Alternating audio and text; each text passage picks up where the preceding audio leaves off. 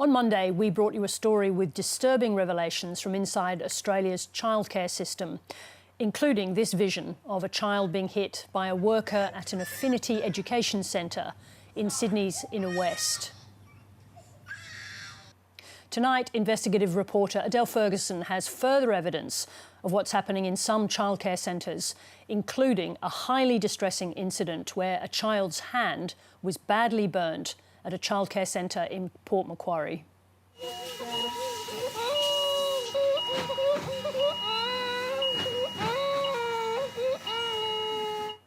Adele Ferguson joins me now. Adele, I want you to tell me what you know about this incident, and we're going to use some more photos to show what happened. Yeah, so it was a little boy who was crying in the centre, and he was taken to a bottling warming part of the centre, which he shouldn't have gone to, and that's where the accident happened. And it was so severe he could have lost a finger, but the centre didn't think it was worthwhile calling an ambulance. So what happened next? So what happened next was they called the family. The father came and saw the hand and took him straight to hospital. And then they drove that night to Sydney to get it properly looked after. And what was the upshot for the child in that case? What happened? He didn't lose his finger. He still has scars. But the whole family, they had to uproot their lives. They had to relocate back to Sydney because of the treatment that he had to get.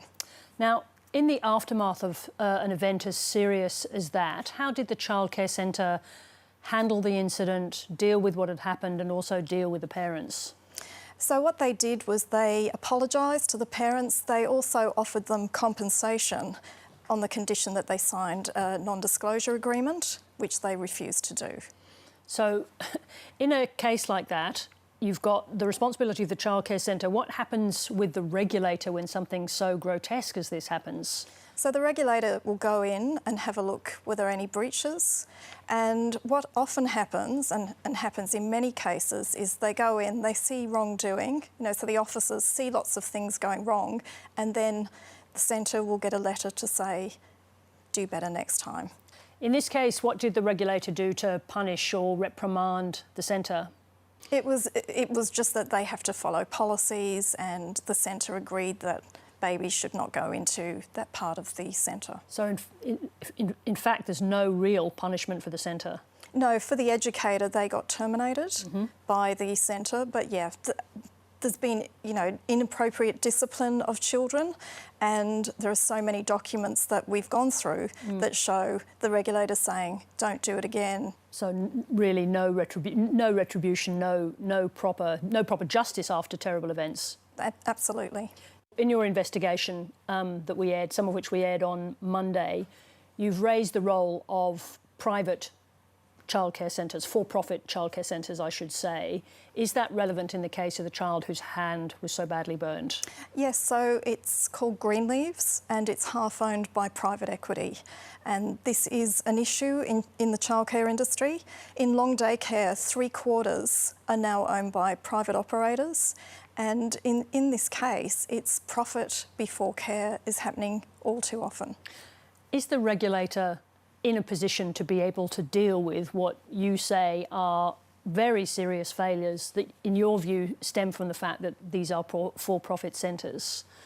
Yeah, well, the sort of things they do, in the case of Affinity, which we saw on 7:30 on Monday night, where you had the baby slapping incident and so many more incidents. They've had 1,700 breaches since 2021 and got fined less than $2,000. But in that time, they're allowed to open up new centres, and the regulator allows them to do that. So there isn't a lot of enforcement. Is it possible to have a sense of how widespread this is across the country? Obviously, you're gathering these stories now. Do you have a sense yet how widespread it is? It's absolutely widespread. We've had thousands of parents, educators, whistleblowers coming forward with evidence that it is absolutely widespread. So what, in your view, needs to happen next? I think the federal government needs to actually step up instead of looking at this as an inconvenient truth and, have a parliamentary inquiry into it to find out what's really going on. And in the interim, have a look at putting together a national commission a National Childcare Commission, which was a recommendation that the Productivity Commission made in September last year. So what's happened to that suggestion from the Productivity Commission? It's gathering dust in a drawer. So I always ask you this when you bring us your investigations. If you're a parent who's concerned, do you recommend that they bring their stories to you now? What should a parent do if they're concerned about the quality of care their child is getting? I think I would love to hear from them. They should be talking to the regulators as well, blowing the whistle on what's going on in their centre to see if the regulators actually do something. But you, in your view, the next step should be a parliamentary inquiry?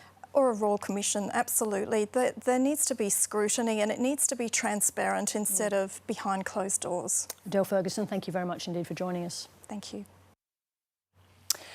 If you have a story you'd like to share about childcare, you can email us on 7.30@abc.net.au. That's 7.30@abc.net.au.